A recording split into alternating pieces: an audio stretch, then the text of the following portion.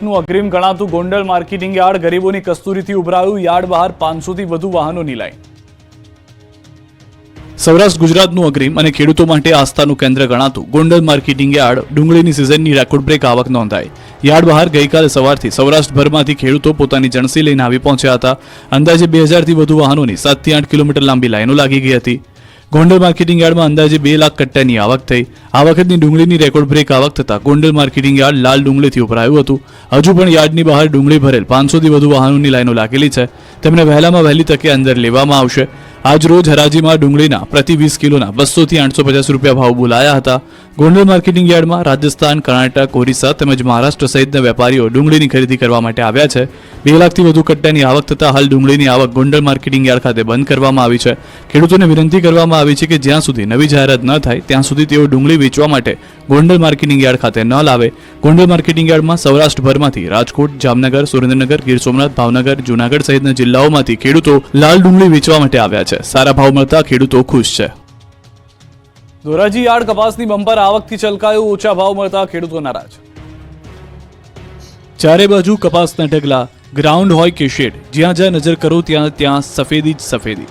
સફેદ સોના સમાન કપાસની બમ્પર આવકથી ધોરાજી યાર્ડ છલકાયું. ધોરાજી આસપાસના ગામડાઓમાંથી મોટી સંખ્યામાં ખેડૂતો પોતાનો મહામૂલો કપાસ લઈને યાર્ડ ખાતે પહોંચતા જ સવારથી જ યાર્ડમાં કપાસના ઢગલા થઈ ગયા. કપાસની ચિક્કાર આવક થતાં યાર્ડમાં પગ મૂકવાની પણ જગ્યા ન હતી. ધોરાજી યાર્ડમાં એક જ દિવસમાં કપાસની 3000 ભારીની આવક થઈ. પુષ્કળ આવક સામે ભાવ પ્રતિમણના 1200 થી 1400 સુધી જ મળ્યા હતા. ખેડૂતોને કપાસના ઓછા ભાવ મળતા ખેડૂતોને નારાજ થયા. ખેડૂતોએ કપાસમાં કરેલો ખર્ચ માથે પડ્યો છે.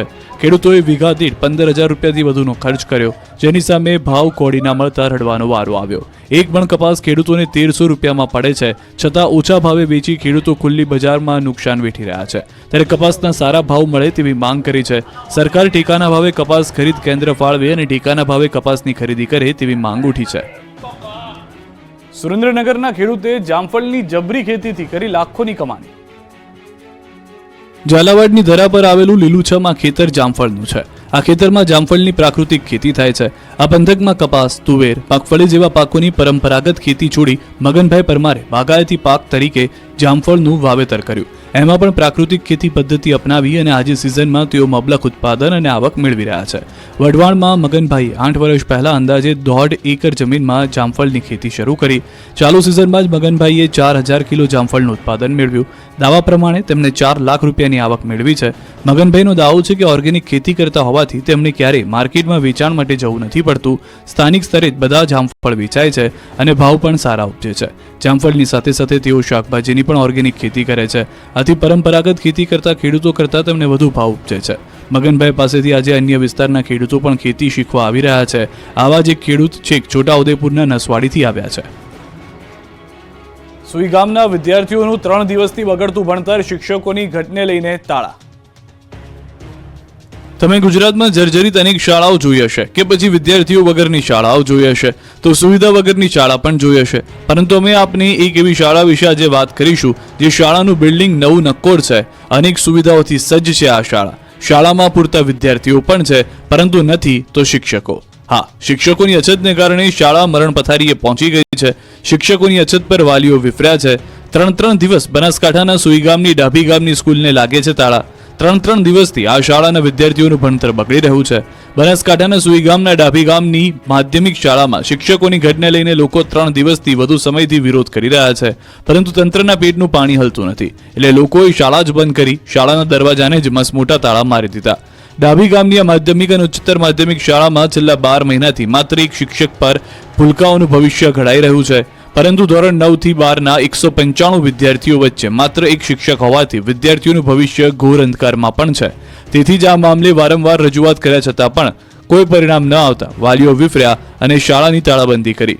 બુધવારે સતત 3જા દિવસે પણ શાળાને તાળાબંધી કરી તંત્રના બહેરા કાને પોતાની વાત પહોંચાડવાનો પ્રયાસ કર્યો. સતત ગ્રામજનોએ શાળા આગળ બેસીને ઉપવાસ આંદોલન કરવાની ચીમકી ઉચ્ચારી. જ્યાં સુધી શિક્ષકોની ભરતી સહિતની અન્ય માંગો નહીં સ્વીકારે ત્યાં સુધી સ્કૂલને તાળાબંધી રાખવા ગ્રામજનોએ ચીમકી આપી છે. ભણે ગુજરાત ગણે ગુજરાતની મોટી વાતો થાય છે, પરંતુ બનાસકાંઠાની શાળામાં શિક્ષકો વગર વિદ્યાર્થીઓ ભણે કઈ રીતે? કોંગ્રેસનું 90 વર્ષ જૂની વીએસ હોસ્પિટલને ફરી શરૂ કરવા આંદોલન. હાથમાં ગુલાબનું ફૂલ. એએમસી ભાજપને ગેટ વેલ સૂનના બેનરો સાથે વિરોધ.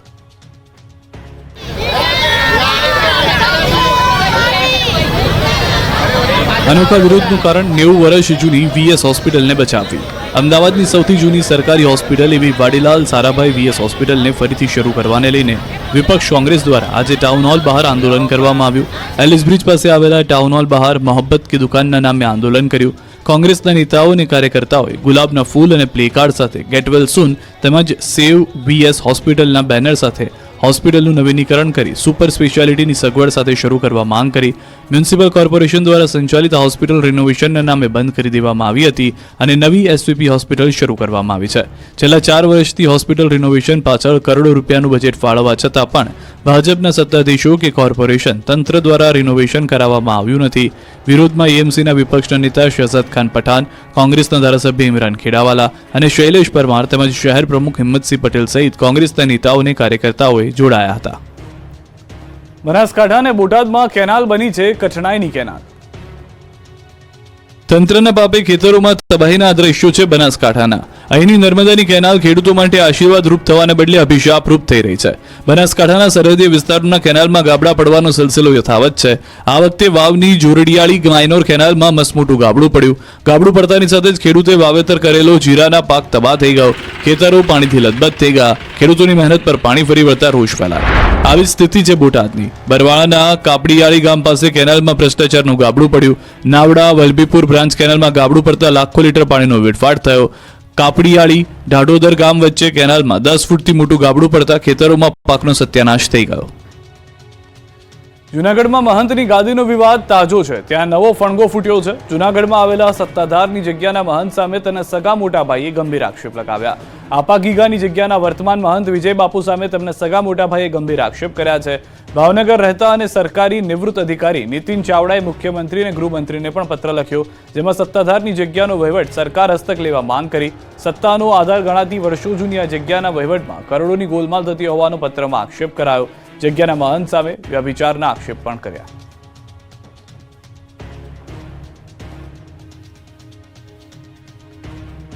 જાણીતા સંગીતકાર પુરુષોત્તમ ઉપાધ્યાયનું નિધન થયું છે. 90 વર્ષની વયે મુંબઈમાં લીધા છે તેઓએ અંતિમ શ્વાસ. વરલી સ્મશાન ગૃહ ખાતે કરાશે અંતિમ સંસ્કાર. 2017માં આપવામાં આવ્યો હતો પદ્મશ્રી. મુંબઈ ખાતે તેમના નિવાસ સ્થાને લીધા છે અંતિમ શ્વાસ. ગુજરાત સરકારે ગૌરવ પુરસ્કારથી પણ સન્માન કર્યું હતું. સંગીતની દુનિયામાં શોકની લાગણી જોવા મળી રહી છે. આપને જણાવી દઈએ કે પુરુષોત્તમ ઉપાધ્યાયે 20 ફિલ્મો અને 30થી વધુ નાટકોમાં સંગીત આપ્યું હતું. આ મહાન કલાકારે બેગમ અખ્તર, લતા મંગેશકર, મોહમ્મદ રફી, મુકેશ જેવા દિગ્ગજ ગાયકો સાથે તેમણે પોતાએ સ્વરાંકન કરેલા ગુજરાતી ગીતો ગવડાવ્યા હતા. તાજેતરમાં પુરુષોત્તમ ઉપાધ્યાયને સંગીત નાટ્ય અકાદમીએ રાષ્ટ્રીય કક્ષાનો એવોર્ડ આપવાની જાહેરાત કરી હતી. મહાન કલાકારની વિદાયથી પરિવારજનો અને સાહિત્ય સંગીતની દુનિયામાં સુનકાર વ્યાપ્યો છે.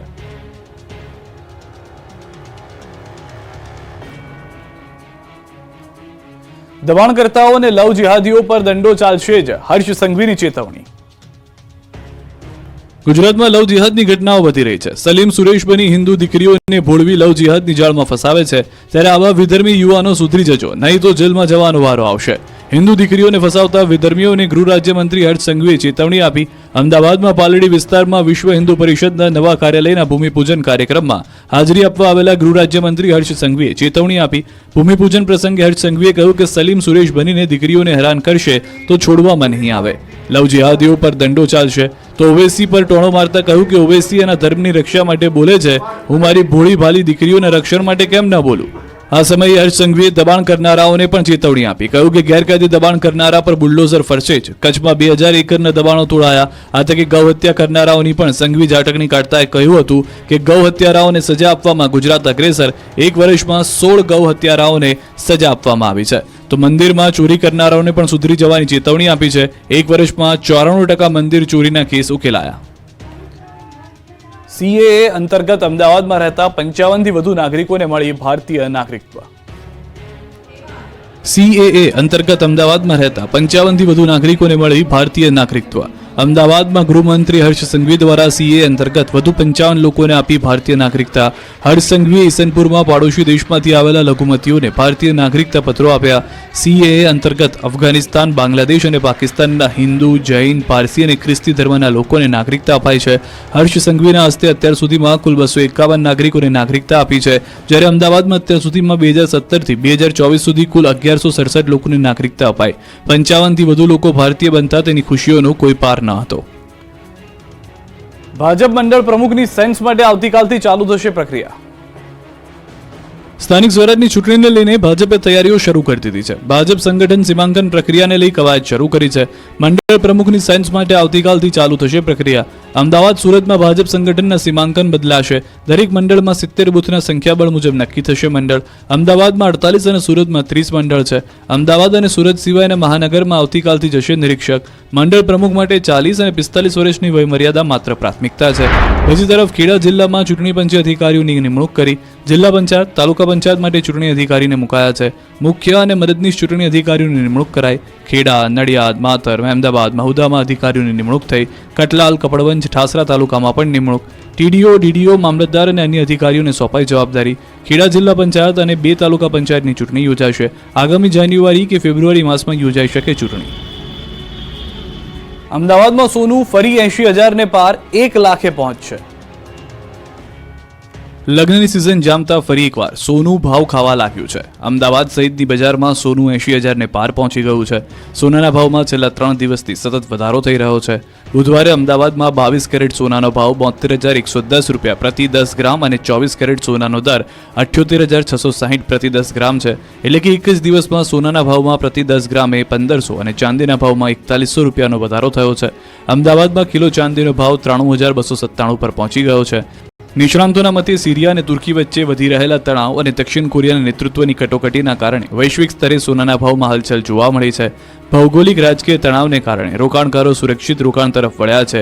એવો અંદાજ છે કે 2025માં 10 ગ્રામ સોનાની કિંમત 90,000 રૂપિયા સુધી પહોંચી શકે છે.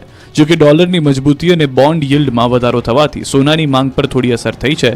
રોકાણકારો તેને લાંબા ગાળા માટે સલામત વિકલ્પ માની રહ્યા છે. સોનામાં સારા વળતરની અપેક્ષાને કારણે તે એક આકર્ષક રોકાણ વિકલ્પ બની રહ્યો છે.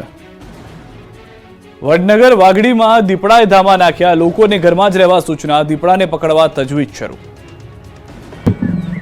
મહેસાણા જિલ્લામાં આવેલા વડનગર તાલુકાના વાઘડી ગામ આસપાસના વિસ્તારોમાં દીપડાએ ધામા નાખતા ગામમાં ડર પ્રસરી ગયો છે. વાઘડી ગામ તથા આજુબાજુના ગામોમાં તેમજ જંગલ વિસ્તારમાં હિંસક બન્યા પ્રાણી દીપડાની ભાળ મળતા હાલમાં વન વિભાગના સ્થાનિક અધિકારીઓ સ્થળ પર દોડી આવ્યા છે અને દીપડાને પકડવા પાંજરા મૂક્યા છે. જામલ ઢોર થતા માનવ મૃત્યુ તેમજ ઘર્ષણના બનાવો ન બને તે માટે લોકોને તકેદારી રાખવા સૂચના આપવામાં આવી છે. સાથે જ લોકોને રાત્રે ખુલ્લામાં સૂવું નહીં કે કુદરતી હાજતે જવું નહીં. ઘર આસપાસ પ્રકાશમય વાતાવરણ રાખવું. રાત્રિ દરમિયાન કે વહેલી પરોઢે જંગલમાં જવાનું ટાળવું. તેમજ આ સમયમાં નાના બાળકોને એકલા ન મૂકવા. બાળકોને ઢોર ચરાવવા જંગલમાં એકલા ન મોકલવા. ઘરમાં બાંધેલા ઢોર ઢાંકરની સાથે રાત્રિ દરમિયાન ન સૂવું. આ પ્રમાણેની સૂચના જાહેર કરવામાં આવી છે. આ તરફ સુરત જિલ્લામાં પણ દીપડાનો આતંક યથાવત છે. કામરેજના કઠોર ગામે 3 દીપડા ઘૂસતા નાસભાગ મચી ગઈ. એટલું જ નહીં, ખૂંખાર દીપડાએ આધેડ પર હુમલો કર્યો ત્યારે અન્ય લોકો આવી જતા દીપડાઓ ભાગી ગયો હતો. આધેડનો જીવ બચી ગયો. ઇજાગ્રસ્ત આધેડને તુરંત નજીકના આરોગ્ય કેન્દ્ર ખાતે લઈ જવામાં આવ્યા. દીપડાના વધી ગયેલા આતંકને લઈને સ્થાનિકોમાં ભય છે. દીપડાને પકડી પાડવા માંગ કરવામાં આવી છે. મહી નદીના પટમાંથી રેતી ખનન ઝડપાયું. ફ્લાઇંગ સ્કોડે દરોડા પાડી 70 લાખનો મુદ્દામાલ જપ્ત કર્યો. વડોદરા જિલ્લાના સાવલી તાલુકાના પોઈચા કનોડા પાસેથી પસાર થતી મહી નદીના પટમાં ધમધમતા ગેરકાયદેસર રેતી ખનન સામે તવાઈ બોલાવવામાં આવી. વડોદરા ખાણ ખનીજ વિભાગ દ્વારા કોઈ કાર્યવાહી કરવામાં ન આવતા ફ્લાઇંગ સ્કોડે દરોડા પાડી ₹70 લાખ ઉપરાંતનો મુદ્દામાલ કબજે કરી કાર્યવાહી હાથ ધરી. સાવલી પોલીસને સાથે રાખી ફ્લાઇંગ સ્કોડે દરોડા પાડતા રેતી ઉલેચી રહેલાઓએ દોડધામ કરી મૂકી. મહત્વનું છે કે જિલ્લા સંકલનની બેઠકમાં સાંસદ અને ધારાસભ્યો દ્વારા અનેક વખત રેતી ખનન સામે જિલ્લા કલેક્ટરને રજૂઆત કરવામાં આવી છે, પરંતુ આ રજૂઆતો માત્ર કાગળ પૂરતી સીમિત રહેતી હોય છે. ત્યારે સાવલી તાલુકાના પોઈચા કનોડા ગામ પાસેથી પસાર થતી મહીસાગર નદીમાં ગાંધીનગરની ફ્લાઇંગ સ્કોડે દરોડા પાડ્યા.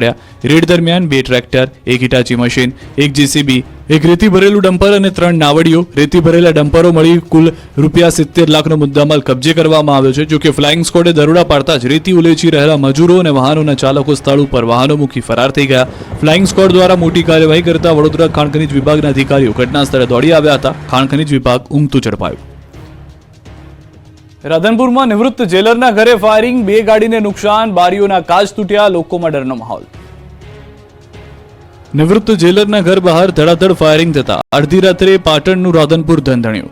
રાધનપુર રામદેવ ટાઉનશીપમાં રિટાયર્ડ જેલર કરસનભાઈ રબારીના ઘરે અજાણ્યા શખ્સો આવીને 2 રાઉન્ડ ફાયરિંગ અને તોડફોડ કરીને ભાગી ગયા હતા. મોડી રાત્રે ફાયરિંગ થતા ગાડી અને ઘરમાં તોડફોડ કરી. જોકે સદનસીબે આ ઘટનામાં કોઈને જાનહાની થઈ નથી. રાત્રે 5 થી 6 અજાણ્યા શખ્સો આવીને કરસનભાઈના ઘરે અને બહાર પડેલી મોંઘીદાટ બે કારમાં તોડફોડ થતા ફાયરિંગ કરીને ભાગી ગયા. અંગત અદાવતમાં ફાયરિંગ થયું હોવાની શક્યતા છે. સમગ્ર ઘટનાથી સોસાયટીમાં ભયનો માહોલ છવાયો છે. આ અંગે રિટાયર્ડ જેલર KL રબારી દ્વારા રાધનપુર પોલીસને ફરિયાદ કરતા પોલીસે તપાસની કાર્યવાહી હાથ ધરી છે. વાપીથી ચોરીની ગજબ ટોળકી પકડાય, માત્ર મોંઘા સ્માર્ટફોન જ ચોરતા. વાપી અને આસપાસના વિસ્તારમાં રાહદારીઓ પાસેથી મોબાઈલ ઝૂંટવી અને ફરાર થઈ જતી એક ગેંગના બે સાગરીતો આખરે પોલીસ પાંજરે પુરાયા. વાપી GIDC પોલીસે મોહમ્મદ હનીફ ઉર્ફે ઇસ્લામ અંસારી અને આનંદ ઉર્ફે ગુડ્ડુ અશોક પટેલ નામના બે આરોપીની ધરપકડ કરી. આરોપીઓ વાપીના કરવડ અને લવાછાના રહેવાસી છે, જેઓ છેલ્લા કેટલાક સમયથી વાપી અને સેલવાસ સહિત આસપાસના વિસ્તારમાં રસ્તે ચાલતા રાહદારીઓ પાસેથી મોંઘા સ્માર્ટફોન છીનવી અને ફરાર થઈ જતા હતા. આરોપીઓ સ્પીડ મોટરસાયકલ પર ધૂમ સ્ટાઇલમાં મોબાઈલ ઝૂંટવી અને ફરાર થઈ જતા હતા. શહેરમાં મોબાઈલ ચોરીની ફરિયાદ વધતા પોલીસે આ ગેંગને ઝડપવા પ્રયાસ હાથ ધર્યો છે, જેના ભાગરૂપે આ બંને આરોપીઓ પોલીસના હાથે ઝડપાઈ ગયા છે. અંકલેશ્વરના બાકરોલ નજીક અકસ્માતમાં બે લોકોનું મોત થયું છે. મારુતિ વાન ઝાડ સાથે અથડાતા અકસ્માત થયો છે. સ્ટીયરિંગ પરથી કાબુ ગુમાવતા થયો છે અકસ્માત.